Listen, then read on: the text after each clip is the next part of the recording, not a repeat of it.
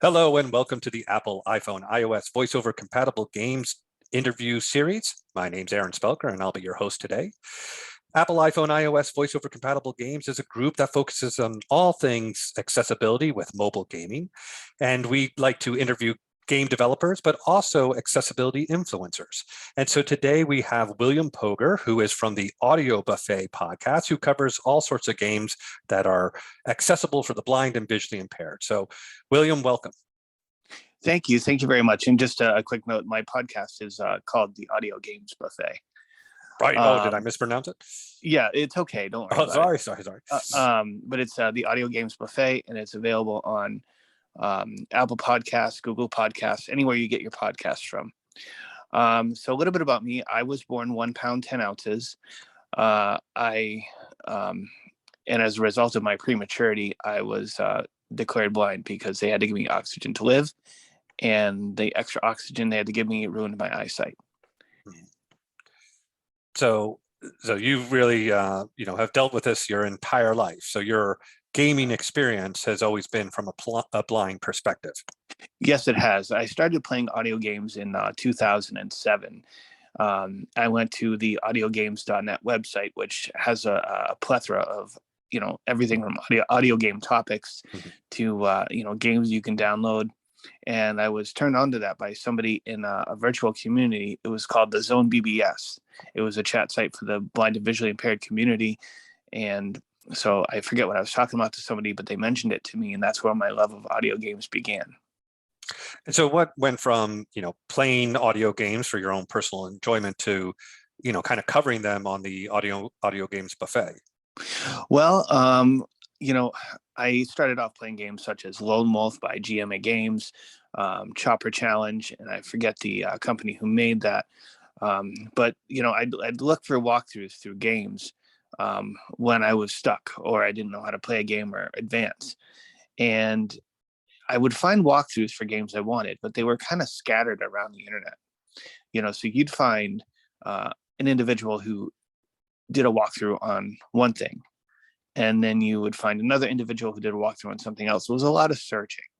And, I just, a few years ago, I just got to a point where, look, I love audio games. I want to share my love of it with the community. And then not too long before that, I had, gotten my first iPhone at the time. So I really wanted my studio to be portable. I wanted it to be, I could record anywhere, and just get it out to the community as quickly as possible.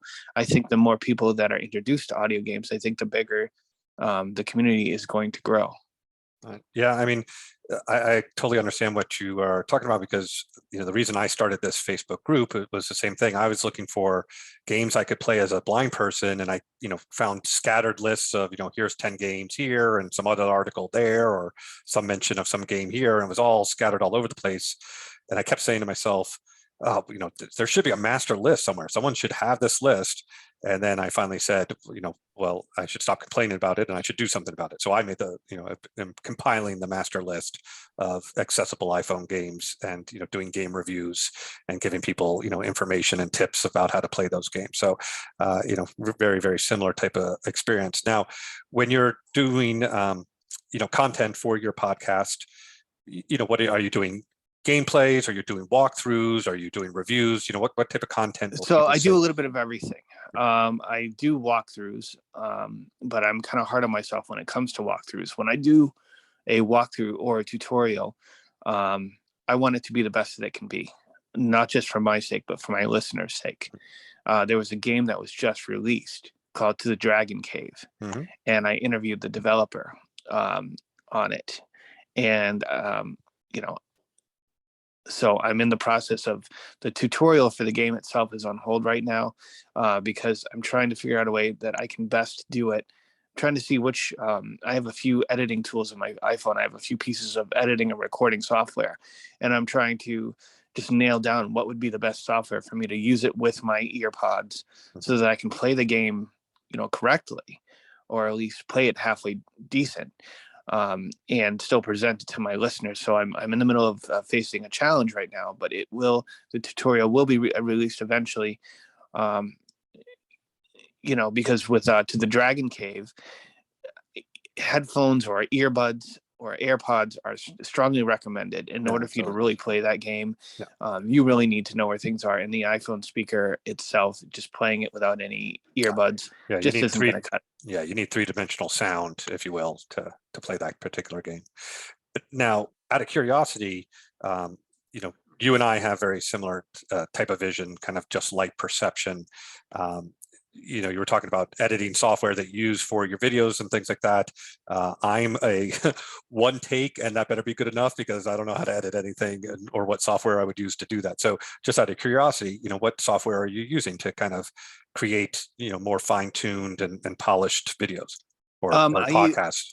I use Fairlight Recording Studio, and it's really a great piece of software. I can really edit, I can edit out clips that either don't need to be in there, I feel, or more importantly just edit it, cleaning it up. It's like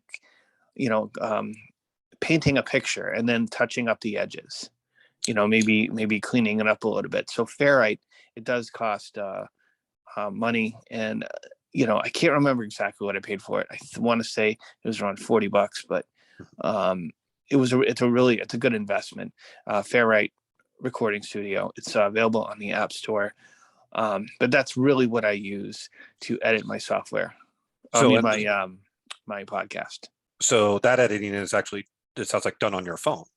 Yes. Oh, interesting. All right. Well, that's good to know. Now, it sounds like you're doing some, playing of To the Dragon Cave right now because you're working on a tutorial. But, give me some of the recent games that you've kind of played or covered, for your podcast. Well, one game I covered, I did an interview with the developer and it's worth mentioning that I've recently kind of moved my podcast over to this audio social networking app called Clubhouse.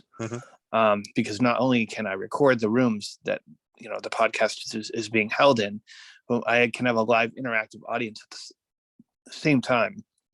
And then I take that file and I download it to my phone, because since I'm the creator of that content, I can do that. And then I polish it up and then send it out, into the podcast community itself. But I want this to be a community. I want my listeners to be able to be involved. So BC 4000 is a game that I really, really like. It was not originally accessible. The developer has just pulled a rabbit out of a hat, so to speak, in terms of making this game accessible. So you have to you create a civilization, and you can play any type of country from Japan to Italy, and you build up your civilization. You have to create an economy, and you have an army and air force and navy, etc. And you can conquer other nations and have it become into your own. So it's really amazing what he has been able to do with this. How recently has it become accessible? Because I know I tried that several months ago. It might have even been into the last year, and it just seems daunting. It's a big map. You have to kind of navigate around, which I just found kind of a struggle to get around the grid. And I just kind of said this might be too much investment or too difficult to really. I kind of review games that I want to make sure that it's going to be playable and not frustrating for the community to play. So I kind of put it down, but it's sounding like there might be some updates recently that have improved some of that content. Yeah, there's been some big updates. I interviewed him, and I'd have to go back and look at the dates, but I want to say I interviewed him in I want to say December. Okay. And the game was accessible back then, but it's become a lot more accessible. Things have been added. You can tell where your units are easier. But the thing to remember about this game is that it's not an hour or two playthrough and then you're done. It really takes a long time to play and beat, because you really have to. It's a strategy game, and then there's different game modes. But when I'm just want to break from the world, I go and play that game. It's kind of like it's kind of like Civilization, the one more turn type of game. Yeah. So it's really neat. I've been looking for something, for a couple of years now that, I could play with my iPhone where I could control like a modern day military, like an Army and Air Force, a Navy, etc. Just, there are games like that for the PC, like Time of Conflict. But I like having my iPhone is basically my entertainment device. Sure. So, and that I like it that way. What can I say? Have you tried Celtic Tribes? I did. I don't like the real time aspect, meaning you can only take like a few turns per day, it seems like, and then you've got to wait, a certain amount of hours, and so that I'm not a fan of the real time aspect of that gameplay, so to speak. It's a good game. It's a good game.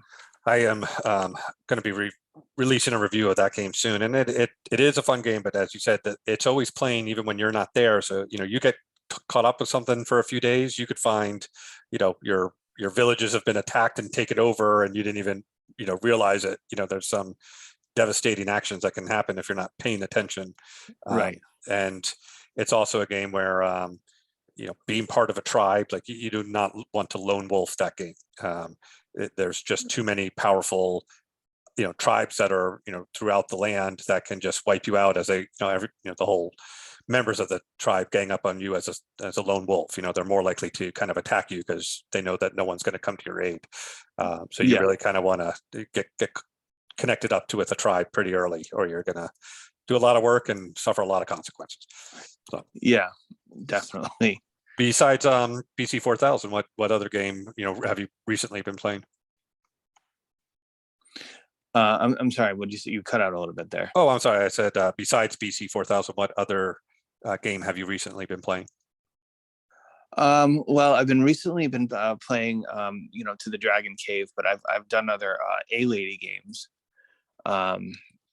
That's for the device that if I say her name, she'll come alive. Oh yeah. Okay. Yep. But I've played Accursed Painting on it. That's a good game. Mm-hmm. I did a review for that game. I've done Sonar Islands, which is an online game. You can raid your friends or your opponents. Steal their gold from their islands. You can also create tribes.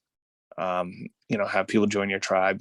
That's the newest addition to that game. So I think they're doing a really good job with it.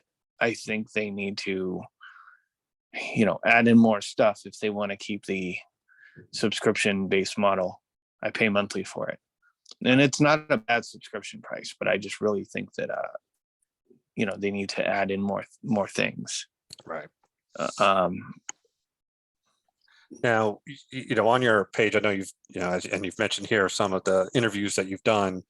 If you would say, someone new coming to your page, if you're going to watch one interview, watch my interview with who? What do you mean? Like, what is your best interview that you've done that you would tell somebody new to your page? Go check out this interview. My best interview that I've done was actually one that I did, and I used to play this game a lot. It was called Swamp, and it was for the PC. And I reached out to, and a lot of what I do is I reach out to developers, people who I know are developing games, and I say, would you like to come on my show for an interview? And most of them are pretty glad to do it. But Jeremy Kaldowski is the creator of Swamp, and he's done a magnificent job. That's where it's online, and it's where you run around the map and hunt zombies and things like that, go on missions with real-time players, human players. And I had him on my show in November of this year. Again, it was a Clubhouse interview. So my audience could step up to the stage and ask him questions. And that was, I think, my best interview. What made that one special? Just did you get a lot of reveals from him or background on? Just a lot. He explained the game from start to finish. Really, he covered all the points. There was audience participation. Some people, people don't like to. Some people don't like to be recorded, which is understandable. But there was a lot of audience participation in that one. Again, when I'm doing a live show, I have somebody else in the room helping me to moderate. So I don't spend a lot of time, okay, virtually bringing people up to the stage. And I'm not sure how familiar you are with Clubhouse. I have but not been on Clubhouse, actually. but I'm aware of it, but I have never been on. but so I have someone in there modding, being a moderator for me. But that was, I think, I really want to say my best interview. My second best interview, if I can just mention, Sure. was an interview that I did like 1 or 2 months before that, called on a game called Swordy Quest. Yeah, And Charlie. that interview was on one-on-one. And the developer is awesome, and we talked for a while, and so that was a really good interview. That one was not on Clubhouse, that was recorded off of Anchor, actually. Yeah. And so we did that, and that turned out really good. Yeah, I mean, Charlie's done an amazing job of, listening to the blind community and, putting, different features into his game to, just ramp up the accessibility, across a wide variety of game mechanics. So, I mean, that is a real special game. I have a special place in my heart for, the game itself, but also just the efforts he's done as a developer to, make a compelling game for, the blind and visually impaired community. So, you cover, a lot of different things, on the smartphone, smart speakers, a little bit of computer stuff. What would you say is currently the best platform for game accessibility, and which of those do you think has the best future for game accessibility? I mean, I think honestly, I think that everybody, or almost everybody, has some sort of mobile phone. I think the mobile platform is really the best spot for a game now, because it's just portable. It's, you don't have to deal with controllers or anything like that. So I think that's in my mind, that's the number one spot where games should be. So best right now, and also the best future is what you're saying. The best future, yeah. So, what we do know, as I'm sure you know, covering a lot of games, I mean, there are hundreds of thousands, if not millions, of games that are out there on the App Store, and only a small fraction of those games are actually accessible to the blind and visually impaired community. So, from your assessment, what do you think is the roadblocks that have prevented more games from being accessible to our community? Well, if I had to guess, it would say, maybe some developers just aren't aware of the fact that visually impaired people play audio game, play games too. So they're not aware. They also might not be aware how, they might not know how to implement voiceover accessibility. And I'm no expert at it either. But they just might not know. And so, and I also think it's important that when people in the visually impaired community want to write those developers and say, hey, would you mind making your game accessible? I think that's great. But I think it's also important to take your time and really just send a very nice, polite message saying, would you consider this? Because I've run across people in the past who, a developer has tried to implement voiceover in a game, and all they get are harsh criticisms, like this is this way and this is that way. Right. I heard a story once where a developer actually removed voiceover support for one of his games because, the person that gave him feedback was not very tactful about it. Right.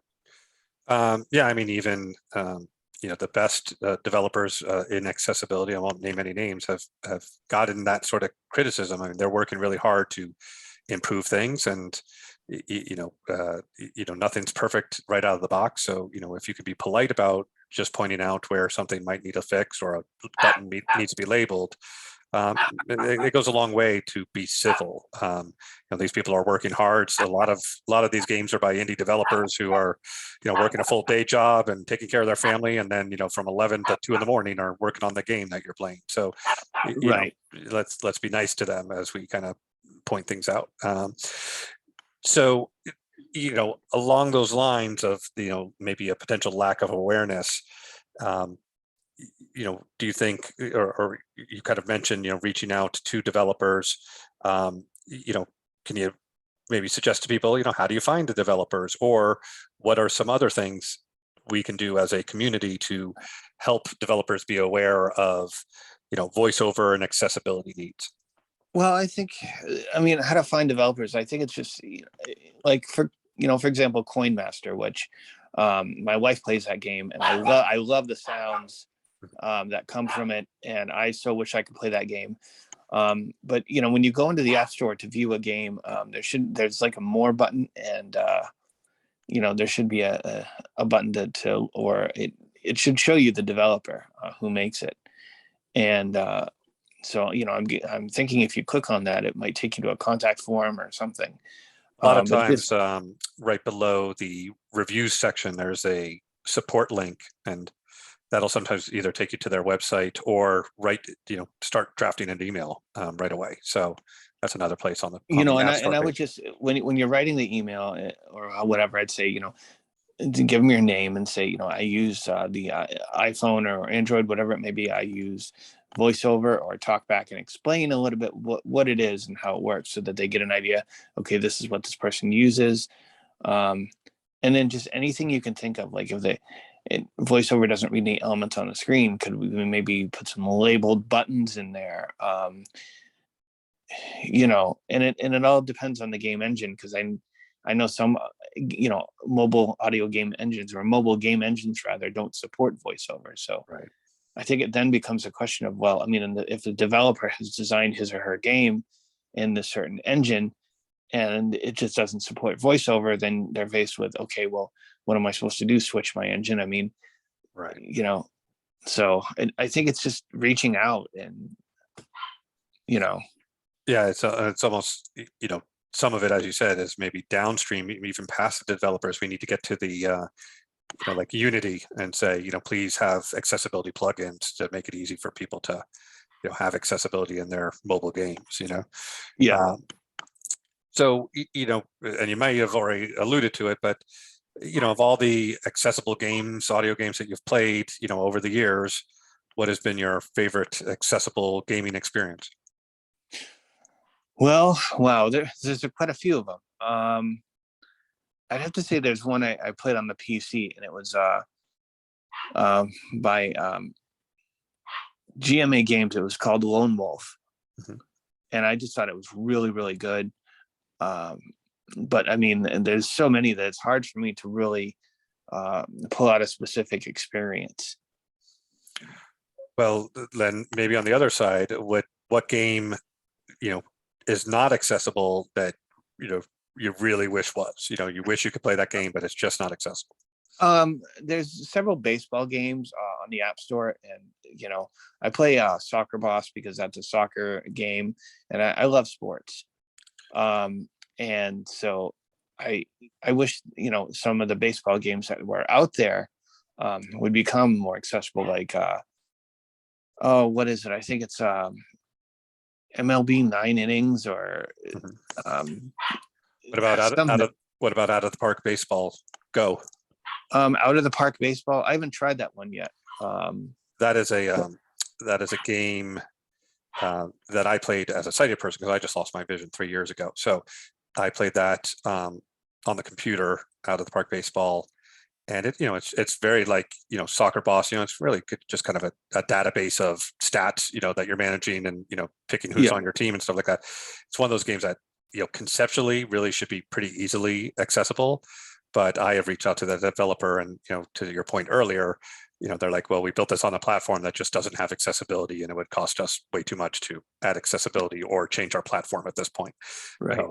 That's my my white whale, if you will, is Out of the Park Baseball. I loved that game so much. Yeah, I had a team that I ran for 100 years, simulated for 100 years, and I would love to get back to playing that game. And that's I mean, and it's really a shame, really, because yes, it's going to cost the developer money, which is unfortunate. But I mean, also they're missing out on a community of more players. But the audio games community really is a small community, as far as I can tell.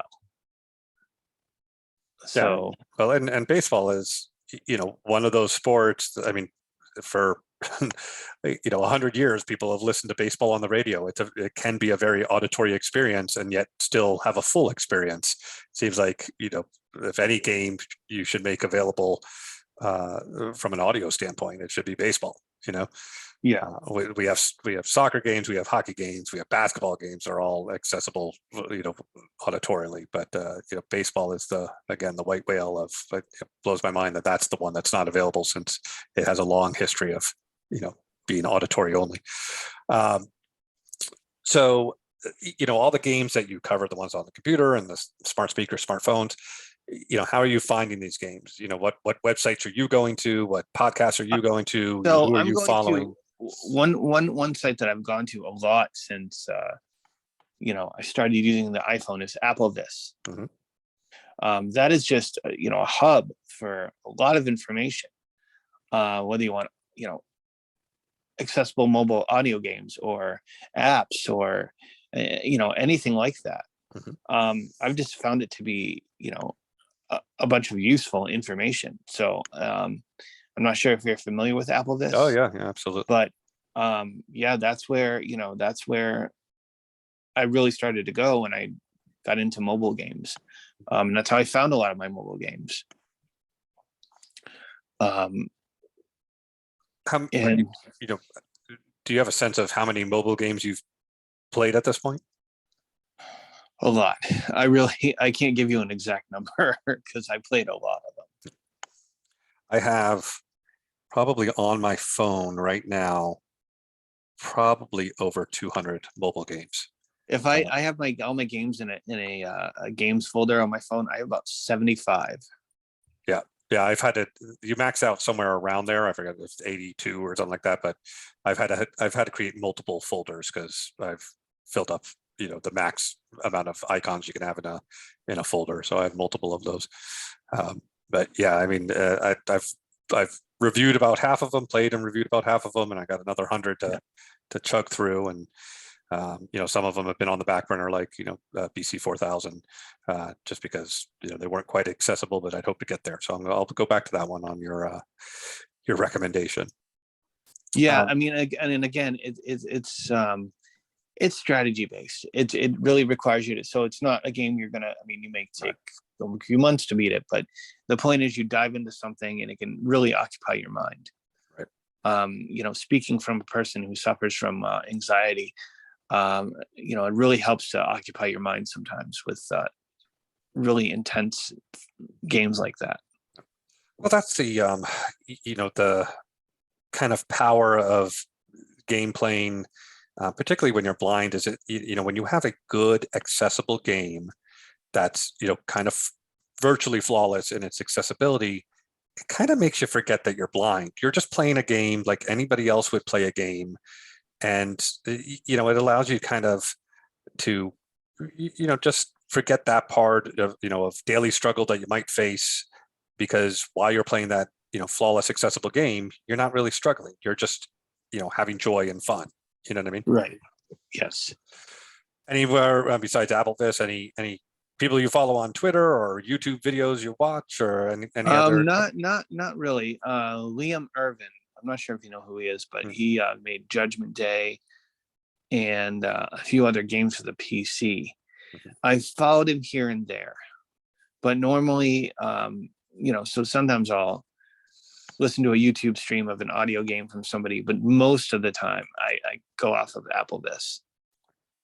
Well, you should join our group, the Apple, iPhone, iOS Voiceover Compatible Games on Facebook. So, because we release a new game every week, fully reviewed, have a developer and accessibility influencer interviews. So you might find some games there as well. So feel free to join our group.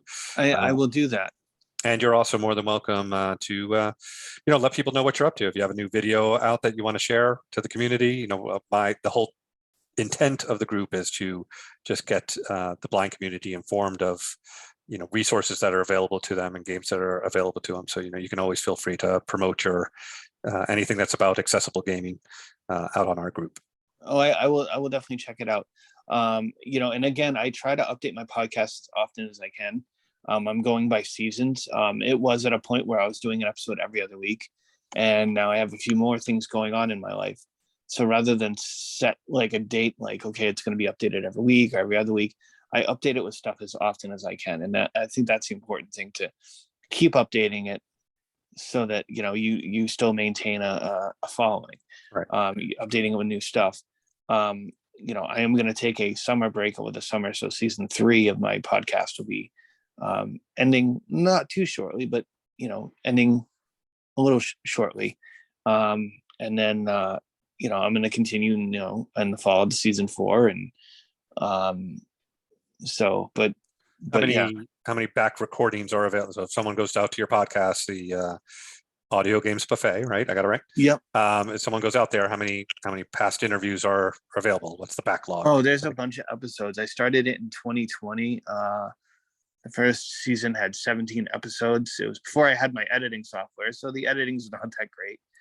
And the second season had close to 20. So I want to say like 50 or 60, maybe a little bit more. But I want to say definitely around 40, if not higher. Gotcha. Well, I always try to, end the interview series to really get your opinion on, what can we do as a community to, improve the exposure to accessible gaming, or get more developers to create accessible games. What's the best advice you can give to, expand the knowledge and the broaden the blind gaming community? Well, I mean, I would just say anyone who's an audio gamer, whether they do a podcast on it or not, I think it's important to share the podcast wherever you can. If you listen to somebody else who's a podcaster on audio games, share that. Reach out to developers. If you are an audio game influencer, reach out to developers. Say, hey, would you like to be on my show? I'd say just reaching out, just keep reaching out and spreading the word. Absolutely. Yes, I agree. And, we have a pretty good community at our Facebook group of, people find a game and they'll post it out there, share it with people, and, ask questions, and people will answer with, this is how you accomplish something in a game. So, we're trying to build, an ever growing group of content and resources and community members to support each other. So, I hope everybody who's not part of the group right now, who might be watching this, comes over to the Apple, iPhone, iOS Voiceover Compatible Games Facebook group and joins us. And I hope that they subscribe to your podcast as well, the AudioGames Buffet, and hear some of the releases that you have about games and accessibility as well. I hope so too. That would be great. So, before we close up, any final thoughts that you have that, we didn't cover in the interview that you'd like to share with the community? No, just, just keep spreading the word, keep getting in touch with those developers. And, if you are a person who has an idea for an audio game and you know how to code, that's a big plunge to take, but just don't be afraid to take that plunge. Because you will be, in the end, you will be, making the community a bigger and better place. So just don't be afraid to take the plunge. Great advice. Well, William, thank you so much for joining us for this interview session. And again, everybody, please join the Facebook group and join William's AudioGames Buffet podcast so that you can learn about upcoming accessible games. And William, you're always welcome back. And if you have anything that you want to share with the group, feel free to post it out there. We would love to hear what you're up to. I will, and thank you for doing this interview. My pleasure. Have a great day.